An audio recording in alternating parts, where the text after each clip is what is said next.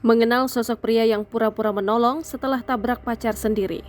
Sosok Adji Mukti Pangestu kini menjadi perhatian publik lantaran diduga telah mencelakai sang kekasih hingga viral di media sosial. Adji Mukti Pangestu diduga pria yang telah menabrak pacarnya hingga sang pacar mengalami luka yang cukup serius.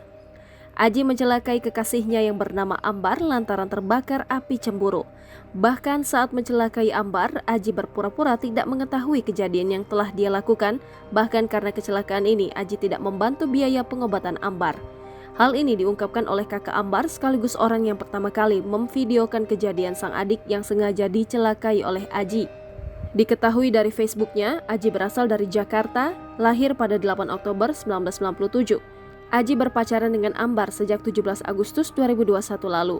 Menelusuri akun LinkedIn-nya, Adji menuliskan jika dirinya bekerja di PT Best Profit Futures Indonesia. Ia juga merupakan lulusan dari Universitas Sains Al-Quran. Adji adalah lulusan D3 Teknik Mesin dan baru saja resign dari PT Best Profit Future. Jangan lupa subscribe, share, komen, dan like ya!